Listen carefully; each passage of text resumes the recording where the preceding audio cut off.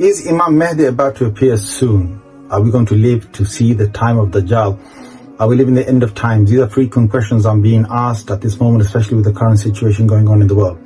To understand all of this, you have to first understand that the Prophet ﷺ gave us minor signs and he gave us major signs. Okay? Now, major signs, there are 10 of them, starting with Dajjal and then Isa alayhi salam, and then Ya'juj, Ma'juj, and so on. These are 10 major signs. None of the major signs can appear until all the minor signs have appeared. And where is Imam Mahdi in all of this? Imam Mahdi is the bridge between the minor signs and the major signs, meaning that he will be the last of the minor signs and he will live to see the coming of Dajjal, live to see the coming of the first of the major signs, okay? So now, of the minor signs, if they don't all appear, then we won't see Imam Mahdi, we won't see Dajjal, okay? Remember that. And from the minor signs, the scholars have said that most of them have appeared, except for a few. There are a handful of them that haven't appeared. Of them is a hadith in Bukhari and Muslim where the Prophet ﷺ speaks about the river Euphrates, which runs from Turkey, goes through Syria, all the way through Iraq. That river will recede and it will leave behind it like a mountain full of gold. Prophet ﷺ has warned us not to go there. He said, for every 100 men that go there, every man thinking that I'm going to be the one taking the gold, he said 99 of them will die and only one of them will come back alive. Okay, that's a minor sign for the Day of Judgment, which we haven't seen yet. Until that doesn't come, Imam Mahdi is not coming, and the Dajjal is not coming, thereafter.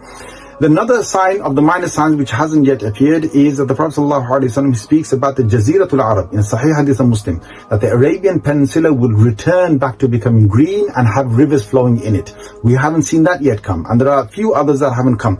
Of the signs that haven't come is the lot of battles that the Prophet ﷺ speaks about before, and a lot of wars that happened before the coming of Imam Mahdi. Okay, so one of them is about, and it's a long hadith about the Ahlul Rum. Who are the Ahlul Rum? The Prophet ﷺ, when he says that word or that phrase, he's referring to the current day Europeans. In his time, they were the Roman Empire. In today's time, it's the Europeans and the people who traveled from Europe going to America, because that's how America was founded, and anywhere else from Europe that they went. These are the Ahlul Rum.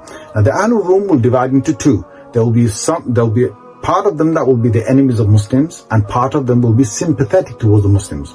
Those who are sympathetic towards the Muslims will join the Muslims together in a war and fight the others who are the enemies of the Muslims. And these battles carry on. Some they will lose, some they will win, and so on, until one day the Ahlul Rum that are sympathetic towards the Muslims, with the Muslims, they win over the others. Okay? They live in peace for a little while, and after that, one day they fall into dispute. The Muslims say that we won this last major war because of the Quran, and the Ahlul Rum say, no, we won it because of the cross. And they have a fight between them now. And in this fight, the Muslims are defeated. And the hadith mentions that Imam Mahdi is coming after this. Okay, so Imam Mahdi comes at the end of sort of this war. Okay, that's one hadith. There's another hadith in Abu Dawud, a Sahih hadith, which speaks about the succession of Khalifas. Now, Khalifa is a person who rules the entire Muslim world. And we had this for centuries and centuries, from the time of Abu Bakr radiallahu anhu till about 100 years ago. That whole succession, it comes in again. And there are many successive rulers. One last ruler has passed away. A new ruler is supposed to be elected. They are in Sham at the moment. Rasulullah sallallahu alaihi wasallam speaks about Sham in various ahadith. When he says Sham, he doesn't mean today Syria only. It covers Syria, whole of Syria. It covers Lebanon. It covers the whole of Palestine. It covers part of Egypt. Covers part of Iraq. Okay, it's a massive part of land. In Sham, these leaders are sitting together and they're about to elect the next leader. Each one is ready, who could become a potential leader. And they have a dispute over who should be the leader. One of these men who could become the leader, he has enough of this. He runs away from there. He goes to Makkah. He doesn't want to become the leader. The others look around. They say, where's that man gone? And they say, well, he's gone to Makkah. So they say, you know what? Let's make him the leader. They come all the way to Makkah. They find this man he's doing tawaf around the Kaaba. And they force him to become the leader of the Muslims, just like the Muslims forced Abu Bakr radiallahu anhu in the past to become a leader of the Muslims. Now, this man is the Mahdi. Now, how do you know he's the Mahdi? Not because of this occurrence, but because of another occurrence that happens at that very moment, which is, they left behind them, when they came down from Sham, they left behind them an army. That army becomes rebellious. And they say, well, what? They're making this guy the leader of the Muslims? No, we're not taking any of this, right? So they come with a whole army trying to crush these people. When they get to Medina in a plain piece of land, then the whole land opens beneath their feet and that whole army is crushed and it's swallowed inside. When that occurrence happens, we know the man that they gave allegiance to in front of the Kaaba, he is the Mahdi.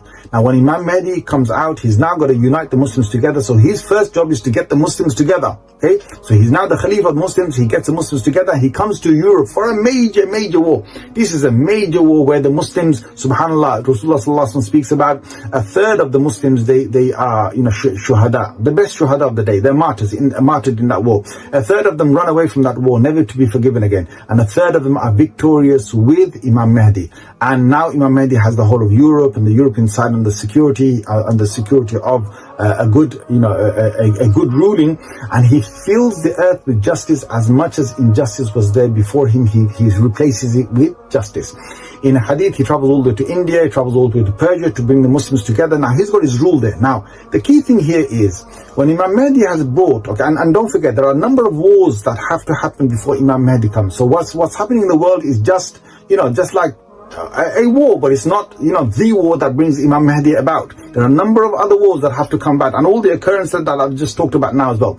Imam Mahdi, when it comes to power, the hadith mentioned that he's going to frequently go up and down from Jerusalem back up north again, back to European side again. Now the scholars have said, if that is the case, subhanallah, it means that Jerusalem will not be under anyone's occupation at that time, except for the Muslims, except for Imam Mahdi. That's one set of scholars. Another set of scholars have said that Dajjal will have his base around the sort of Jerusalem area. Now there's a whole dispute between the scholars, which is that, what's going to be, whose occupation is Jerusalem going to be in at the time when Imam Mahdi appears and when Dajjal comes about. Now, we are going to incline more towards the fact that, subhanallah, Imam Mahdi has got, Jerusalem under his control. Okay, from the ahadith, it's quite clear because he's going in and out of it. And the ahadith mention, okay, in one hadith he mentioned Dajjal can't go to Makkah and Medina, which is, when you say Makkah and Medina, the Prophet ﷺ is talking about the Haram of Makkah and the Haram of Medina, which is the masjid and its vicinity. It's outside sort of, vicinity. That's in Makkah and Medina. Another hadith in Ahmad mentions 4 places Dajjal can't go into, and it's Makkah, Medina, and Masjid al-Aqsa and Masjid al-Tur. Okay, now when he says Masjid al-Aqsa, subhanAllah, the Prophet is saying he can't go to Masjid al-Aqsa. Does that mean that the whole of the Aqsa surroundings are under the occupation of the people who are trying to take over it right now, and Dajjal can't only go into Masjid al-Aqsa? Or does it mean that the whole of the Aqsa vicinity is under the Muslim rule? Again, it's a debate amongst the Muslim scholars. We furthermore have another hadith that describes that the first major following of Dajjal is going to be from the east. It's going to be from a place of Asfahan in Iran, and there's going to be 70,000 Jewish people who will follow him. These are going to be the first major followers of Dajjal. Now, again, the question is, why from that part of the world? Why are they the major? Is it because, he's got his major, base somewhere in the east, and then he comes to fight the Muslims over here in the Middle East and so on? Who knows? We can't be for sure, but certainly we've got hope that whatever is happening right now in the world, it doesn't have to be that they take over this entire place. They might be there for some time. We don't know how long. Okay, but we definitely know that there's going to be, something that is going to come back now. Where are you going to find all of that? I'm going to ask all of you to read the tafsir of the beginning of Surah Isra. Okay, if you want to know the future of this place of Jerusalem and what's going to happen, well, you look in the Quran, because that's what the Quran came to us for. It came to us to tell us about, about things that the most important things to us. Why did Allah Azza wa Jal dedicate the first, part of Surah Isra talking about, this place, Masjid al-Aqsa, and what's going to happen and what happened in the past and what Allah said each time there is a great occupation that happens there. What will be the outcome of that? Allah Azza wa Jal mentioned that in Surah Isra in the beginning. Go and read the tafsir yourself and find out, because there it mentions, whatever is mentioned there of the history is about to repeat itself in the future. Okay, eventually there's going to be no occupation there, because Allah will send His men in there, right? His men in there, and it says that dakhaluhu, they will enter the masjid, as they entered beforehand. Does that mean, again, that the whole thing is occupied by the people who are trying to take over right now? It could be, yes, it could be very much so that they actually take over the entire place. It could also be that all this happens and, when gone, later on Imam Mahdi comes, he takes, he's already in control over that, and Dajjal doesn't have his base there. It could be either way. Anyway, food for thought.